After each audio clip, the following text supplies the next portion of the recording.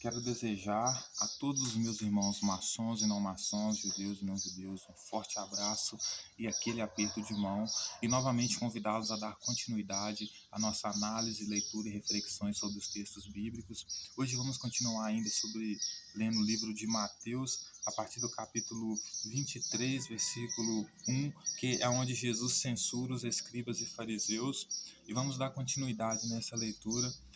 E antes eu quero dizer para vocês, como eu disse nos vídeos anteriores, como cada vez que Jesus aponta o dedo para alguém, toda vez que Jesus critica alguém, toda vez que Jesus é arrogante com alguém, grosseiro com alguém, que se coloca melhor do que alguém ou acima de alguém, toda vez que ele critica alguém, que ele condena alguém, o que ele está fazendo na verdade, nada mais, nada menos é colocar um espelho na sua própria frente para que esse espelho reflita exatamente o que ele é. Então, tudo que ele projeta nos outros, tudo que ele diz sobre os outros, ele está dizendo sobre ele mesmo. Então, eu quero convidar você a uma análise mais profunda desse texto, né?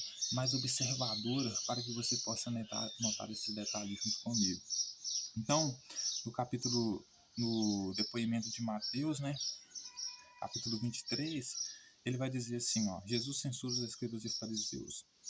Então falou Jesus às multidões e aos seus discípulos. Ele falou para as multidões e os discípulos dele. Na cadeira de Moisés se assentaram os escribas e os fariseus. Fazei e guardai, pois, tudo que ele vos disseram. Porém, não imitais nas suas obras, porque dizem e não fazem. Então, ou seja, ele critica os escribas e fariseus porque eles estão sentados na cadeira de Moisés, né? E ele fala para as pessoas fazerem tudo o quanto eles disserem. Guarde tudo o que eles dizem. Ou seja, se é para guardar tudo o que eles dizem, é porque o que eles dizem tem relevância, tem importância no que diz respeito às leis de Moisés. Só que, porém, não imite o que eles façam, porque eles dizem, eles fazem porque nas suas obras, porque dizem e não fazem. Então, ou seja, Jesus está dizendo para que as pessoas não copiem os fariseus e os escribas, atentem-se no que eles dizem, guardem o que eles dizem, né? Mas não faz como eles, porque eles dizem e não fazem.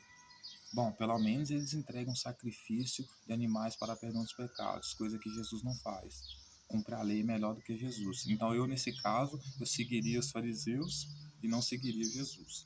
Mas vamos lá. Aí ele continua dizendo assim: atam fardos pesados e difíceis de carregar e põem sobre os ombros dos homens, entretanto, eles mesmos nem com o dedo querem movê-los. Então, ele está falando isso aqui por quê? Porque os escribas e fariseus, eles lutavam para que a lei de Moisés fosse exercida, né? Então, Jesus está dizendo para eles, os discípulos dele e para a multidão, que os escribas e fariseus não além só se sentam na cadeira de Moisés, como colocam fardos pesados nos ombros dos povos, coisas que eles não querem nem levantar com o dedo. Ou seja, toda vez que Jesus aponta o dedo para alguém, senhoras e senhores, ele está apontando o dedo para si mesmo.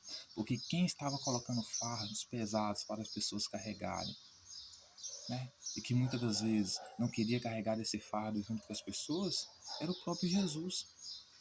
Porque você quer fardo melhor, quer fardo pior, mais pesado do que você ter que seguir uma pessoa e essa pessoa dizer para você que você tem que amar mais ela do que a sua própria família, que você tem que abandonar tudo para seguir ela?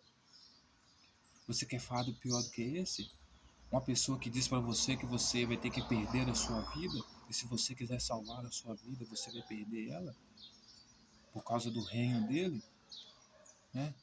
Uma pessoa que diz que você tem que amar mais ele do que seu próprio pai e sua mãe, fazendo você quebrar a lei de Moisés, que é honrar pai e mãe. Quem que de verdade colocam fardos pesados nas costas de alguém? Né?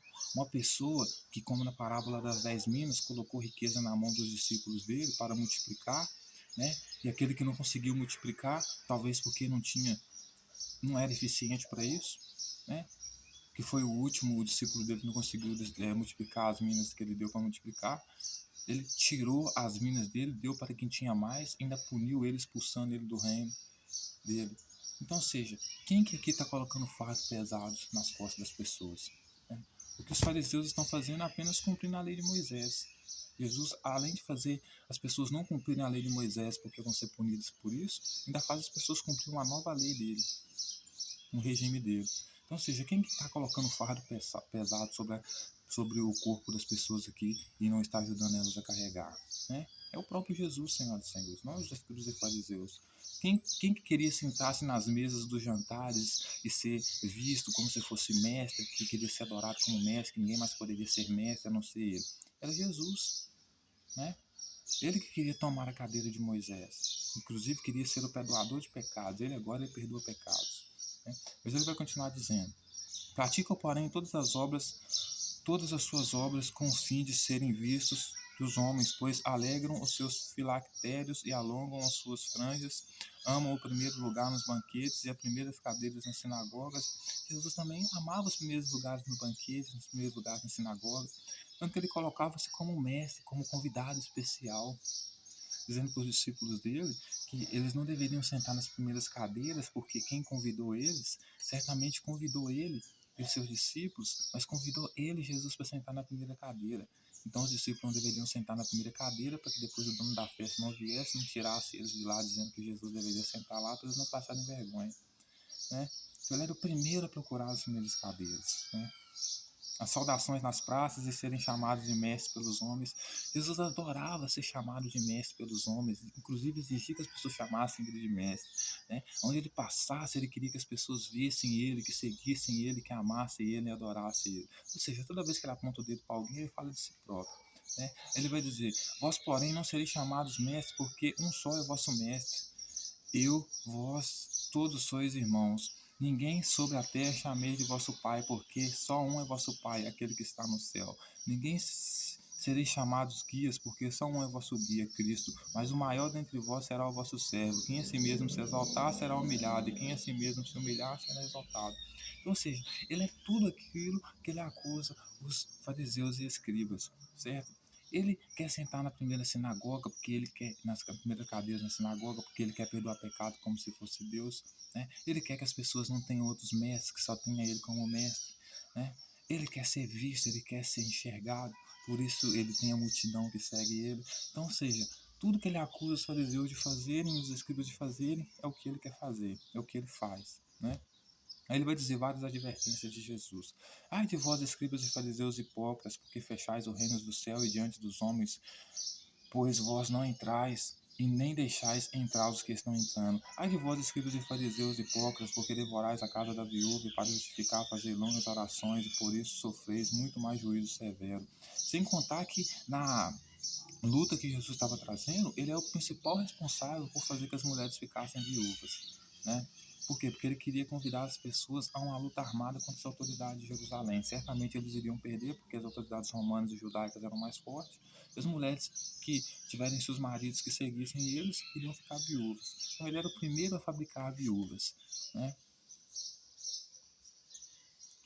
Aí ele vai dizer, né, ai de vós, escribas e fariseus hipócritas, porque rodeai o mar e a terra para fazer prosélito, e uma vez feito, tornai os filhos do inferno 2 vezes mais do que vós. Então, ele vai dizer que os escribas e fariseus andavam pelo templo, né? Fechava a porta do templo, não deixava ninguém entrar no reino dos céus. O reino dos céus aqui é o templo de Jerusalém, né? Impedia que as pessoas entrassem, nem eles entravam. Né? Aí o texto vai dizer também que eles ficavam rodeando o céu, a terra e o mar, né? Procurando um jeito de formar discípulos, né? E tudo aí, cada vez que eles formavam discípulos, eles tornavam os discípulos dele 2 vezes mais filhos do inferno do que eles eram. Mas por que Jesus disse que eles eram filhos do inferno, né? Jesus disse que eles eram filhos do inferno, por quê? Porque Jesus considerava eles como se fosse raça de víbora, raça de serpente, que era no caso descendente de Caim. Só que, na verdade, como eu disse, Jesus projeta no outro o seu próprio erro, né? o seu próprio crime. Então, ou seja, Jesus é descendência de Caim, porque ele vem trazer o sacrifício imperfeito, né? Que é o sacrifício que é o batismo para perdão dos pecados, que é a nova aliança dele, que é falsa, que é partir o pão e derramar o vinho como se fosse o corpo e o sangue dele, na nova aliança. Então, ou seja, ele é a descendência de Caim, da serpente, né, que quer dar a oferta a Deus do jeito que quer, sem dar a oferta perfeita que Deus exigiu desde os antigos profetas, desde Abel, que é o sacrifício de pombinhos, já de carne, de sangue, né?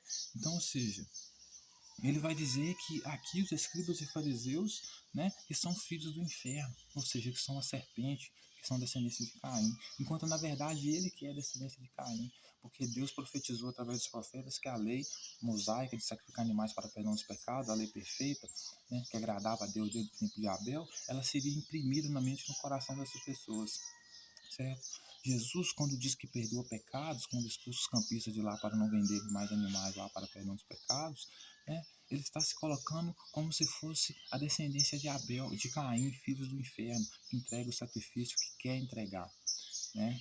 E no caso de Jesus aqui, ele não entrega sacrifício nenhum, entrega uma vez só, simbolizando o pão como se fosse o corpo dele e o vinho como se fosse o sangue dele, né? E depois começa a perdoar pecado, ou seja, não faz aquilo que ele foi consagrado para fazer desde que era pequeno, entregue pela mãe dele no templo, né? Cuidar da lei, das coisas da lei, do templo, das coisas do céu, do templo de Jerusalém, né? Então, ou seja, ele que é 2 vezes mais filho do inferno, né? Porque ele que está convocando as pessoas a seguirem uma nova doutrina que Deus não queria, né?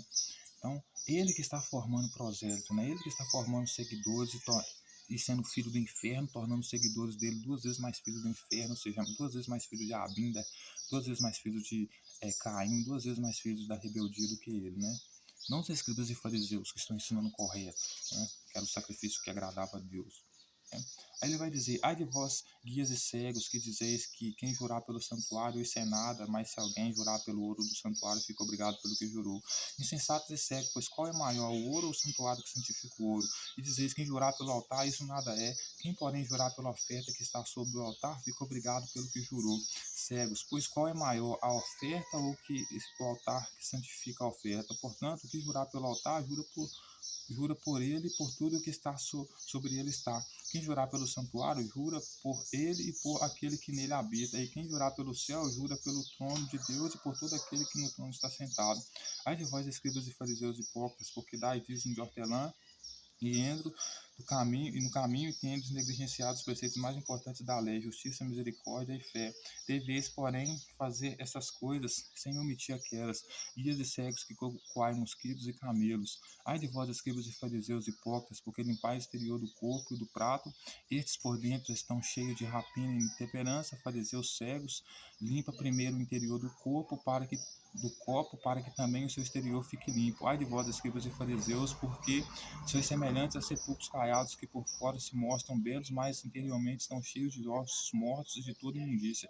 Assim também vós exteriormente pareceis justos aos homens, mas por dentro está cheio de hipocrisia e iniquidade. Ai de vós, escribas e fariseus hipócritas, porque edificais sepulcros dos profetas, ordenais túmulos dos justos, e dizeis: se tivéssemos vivido no dia dos pais, nossos pais, não teríamos sido seus cúmplices no sangue dos profetas. Assim contra vós mesmos testificais, sois filhos dos que mataram os profetas. Enchei-vos, pois a medida de vossos pais, serpentes, raça de víboras, como escapareis da condenação do inferno? Porque eis que eu vos envio profetas, sábios, escribas, uns matareis, crucificareis, e outros açoitareis nas vossas sinagogas, e outros açoitareis nas vossas sinagogas, perseguireis na cidade em cidade, para que sobre vós recaia todo o sangue do justo derramado sobre a terra, desde o sangue do justo Abel até o sangue de Zacarias, filho de Baraquias, né?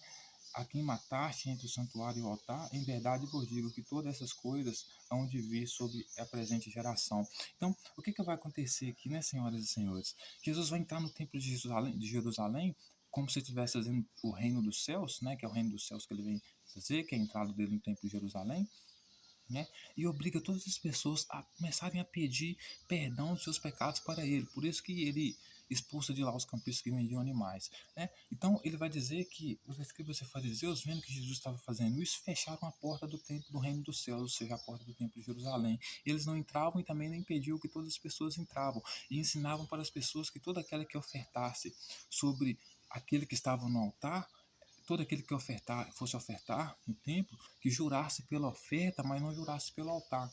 Porque se jurasse pelo altar, estaria jurando por aquele que estava no altar. Então, se fosse jurar pelo altar, né, estaria jurando por Jesus. E quem jurasse por Jesus não estava jurando por nada, porque Jesus nada era. Aí Jesus vai dizer para eles o seguinte: olha só, se você jura pelo santuário, você também está jurando pelo altar. Se você jura pelo altar, você jura por quem está em cima do altar. Então você fica obrigado pelo que jurou. Então Jesus basicamente está falando para eles o seguinte: vocês não estão impedindo, vocês estão pedindo que as pessoas entrem aqui, mas as pessoas que entram aqui, mesmo que elas coloquem sobre o altar e façam juramento sobre a sua oferta, ela está com juramento pendente a mim, ela está me devendo. Por quê? Porque eu estou em cima do altar. Então, se ela jura pelo que está na oferta, ela está jurando por mim também. Então, se ela está jurando por mim que estou em cima do altar, ela está obrigada pelo que jurou. Então, ela vai ter que cumprir com aquilo que jurou perante a mim, certo? E como os escribas e fariseus sabiam que Jesus era um pilantra, eles não queriam que ninguém jurasse sobre o altar. Por quê? Justamente para não ficar com dívida com Jesus, certo?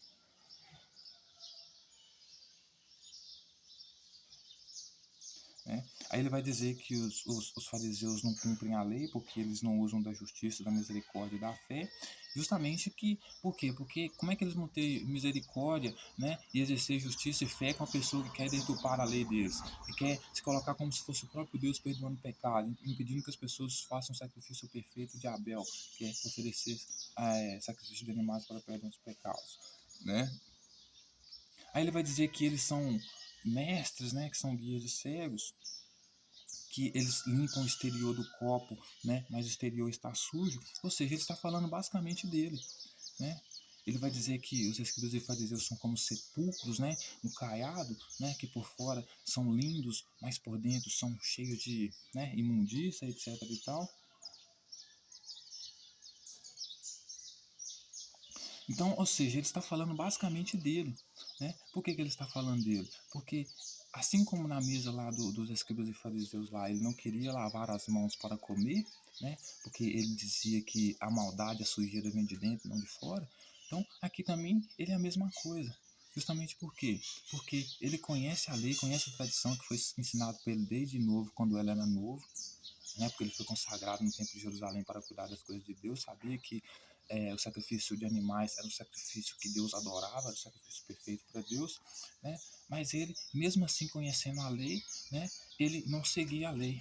Né? Então, quando ele aponta o dedo para as pessoas, ele basicamente está falando dele mesmo. Né? Justamente por quê? Porque ele fala para os escribas e fariseus que eles são limpos por dentro, mas sujos por fora, ou sujos por fora, limpos por fora, mas sujos por dentro, a mesma coisa ele é.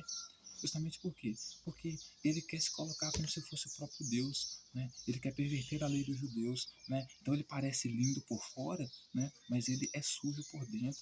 Porque isso que ele está fazendo, ele está perdoando pecado, mas está fazendo com que as pessoas que sigam ele adorem mais ele do que o seu próprio pai ou sua própria mãe, né? Que seja inimigo das outras pessoas que não aceitam eles, né? Ele quer que as pessoas se humilhem perante ele para ter o perdão dos pecados. Ou seja, ele pode parecer limpo por fora, mas ele é sujo por dentro, né?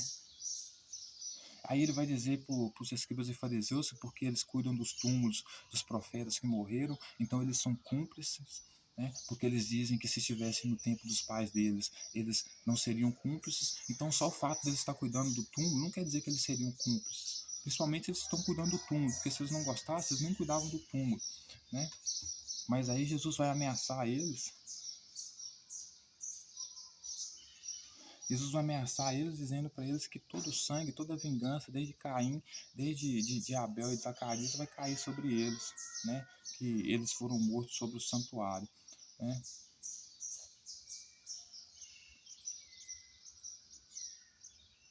Então é o seguinte, ele vai falar que as outras pessoas são raça de víbora, que as outras pessoas são, né, descendentes de Caim, né, que não agradam a Deus, mas que na verdade não agrada a Deus é ele. Então toda vez que ele aponta o dedo para alguém, que ele julga alguém, ele está basicamente falando sobre ele, ele está colocando um espelho na frente dele, porque o que ele projeta nos outros é o que ele faz, né? Ele coloca sobre os outros o erro que ele comete, né? Aí ele vai dizer para os discípulos dele, né, que os escribas e fariseus são raça de víboras, são descendentes de Caim, que não agrada a Deus, né, enquanto os escribas e fariseus estão fazendo o papel correto, Eles têm a aliança de Jeremias, a aliança de Deus, eles têm essa lei impressa no coração e na mente deles. Então eles sabem que sacrificar animais para perdão dos pecados, né? E não ter um perdoador de pecado como se fosse Deus, como Jesus quer ser adorado, né? Então ele está certo em impedir que as pessoas jurem pelo altar enquanto Jesus estiver sobre o altar. Por quê? Porque ele é um enganador, ele é um mentiroso.